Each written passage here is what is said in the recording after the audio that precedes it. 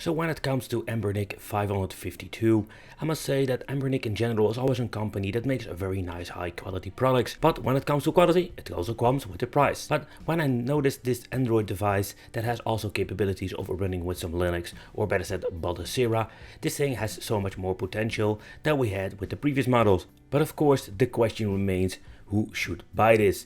Because when you're looking at the previous models, those were not bad and could also play a lot of games. Not all of them will run, for example, PlayStation Portable perfectly, but you can still play a lot of stuff.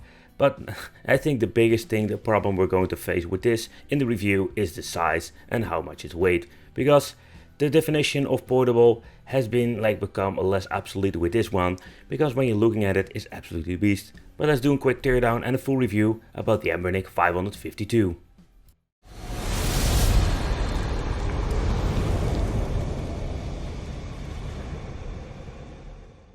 Hey guys, welcome back to the channel. It's awesome that you're tuning in. So in this video, it's time to unleash the beast, because this is absolutely a beast of a handheld. We're going to talk about the Anbernic RG552.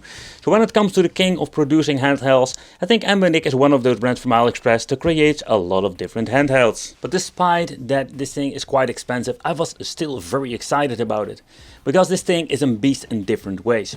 So to begin with, this is Android based, and this is, so far I know, the first time Anbernic ever released something like this. And Anbernic is like an amazing company in my opinion that still shits out too many handhelds but make good quality handhelds. So this thing, like all the other ones, is flawed. It has some issues. It did come with a very good charger. So when you're looking at everything, it is so much better quality. For example, it comes with a very nice quality cable. There are some SD cards that comes with it, depending what kind of version you're having. And then we're having the screen protector. We're going to get ourselves the wipes, and something you need to take consideration for once in your life: read the freaking manual if you're getting this, because this thing has so much functionalities, and yeah, you just need to read it. Do a quick overview of what it can do, because this thing is quite complex. Of course, I did it myself. Just read it, just to see what you can do with it, because the functionalities of this device are crazy. But okay, so we're also going to explain what you can do with it. So let's take a close look at this gigantic beast. And why is this a beast? Yeah, not only of the emulation performance, because you're going to get yourself some beefcake arms using this, because oh man, it's very, very heavy. But let's take a close look at the handheld itself. What are we going to get and how good is it?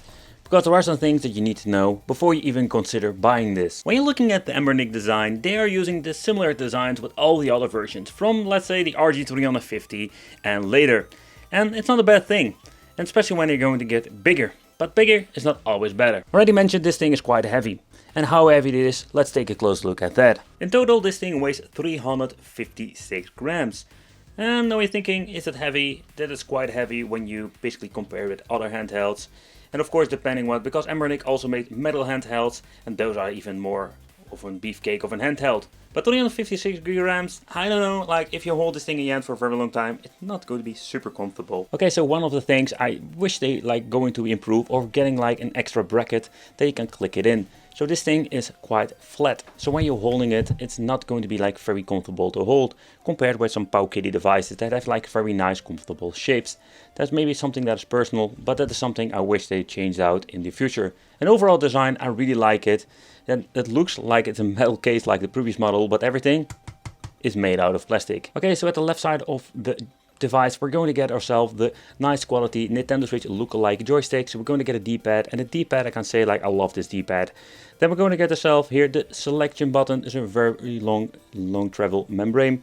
Here we're going to get the volume control. At the top we're going to get a very nice clicky shoulder buttons, but the main problem I'm having when you're holding it, I think it's not the best design, because you always need to move around with your fingers. Some of the handhelds basically put them in a row. That works way better in my opinion. Then we're going to get two USB connection, both Type-C. We're going to get the HDMI out. I don't know if this is going to be working on the release I'm having here, because in the future they will give some more updates and fix some issues.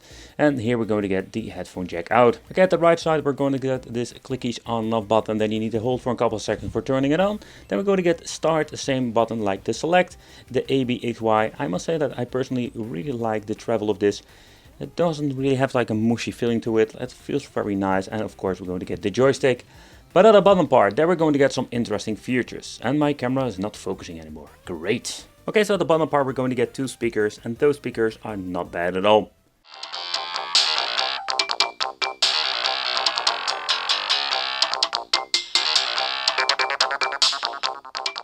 Another thing that I like about it, that we're going to get 2, or better said, the dual slot SD function, and the reason why, because also we're having a dual option when it comes to a dual boot. Then we're going to get the reset button over here, so they basically put it in the less models and the outside, and I think it's very convenient, because if you want to reset the system, you can do that fairly easy over here. So when it comes to the display itself, the display isn't very nice quality display. It's in widescreen. Yeah, so the only thing that basically, the only emulator that utilizes is the PlayStation Portable.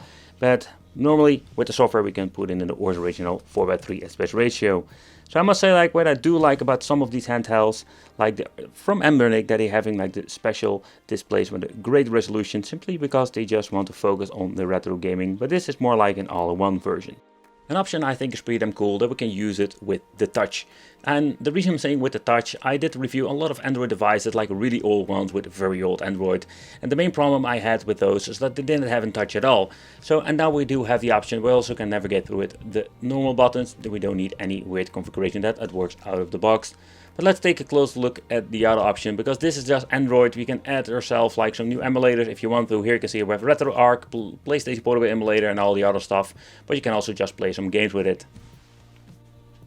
When powering on, you will notice that there is a fan inside to keep this thing cool. And there is only one minor downside to this.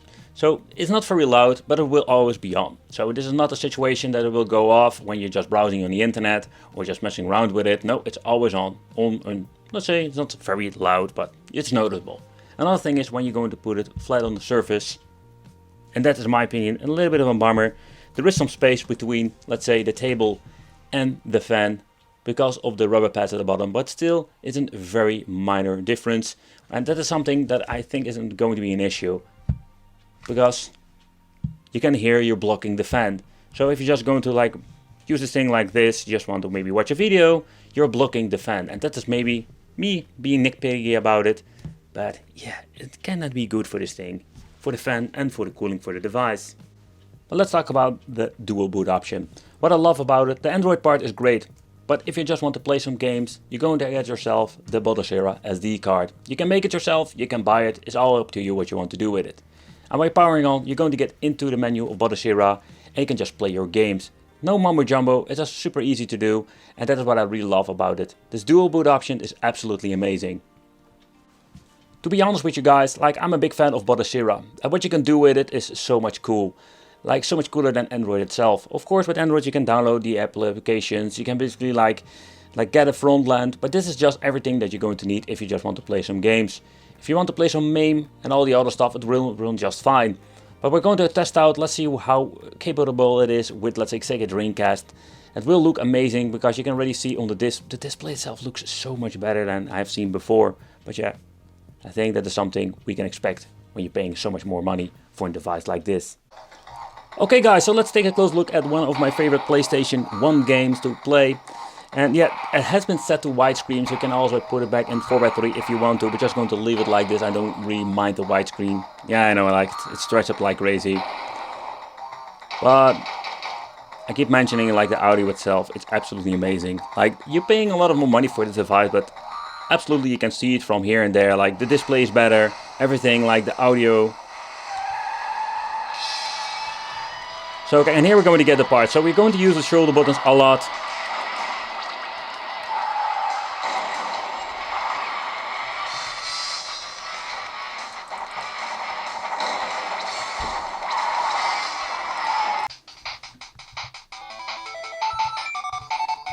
So when you're going to start to play some basic games for PlayStation Portable, it runs just fine.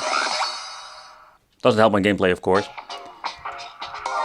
But a lot of fun games you can play, work just fine.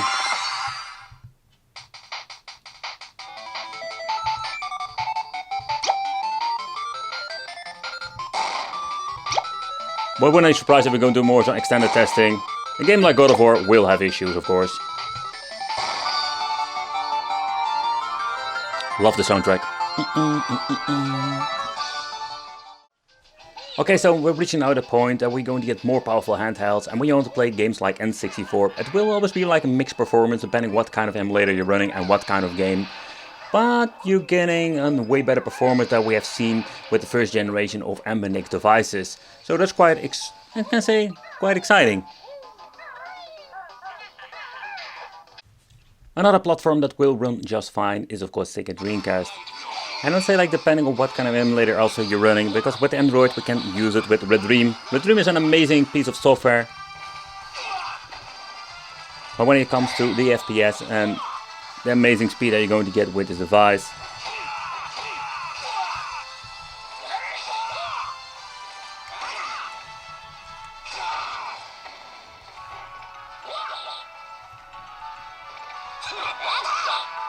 and when you listen to the soundtrack of this game, it's amazing, combined with the tiny speakers that comes in this handheld. But if you're searching for an handheld that can play some MAME, I think this will not be the handheld that you should buy. And the reason why, because when you're looking into the old stuff, 8-bit, 16-bit, MAME, you name it, most Anbernic handheld will run it just fine. Even like the other brands like Powkiddy.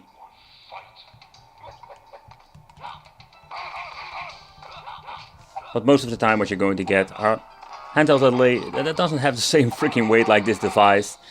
And they will have like a less quality screen, because this one looks just amazing.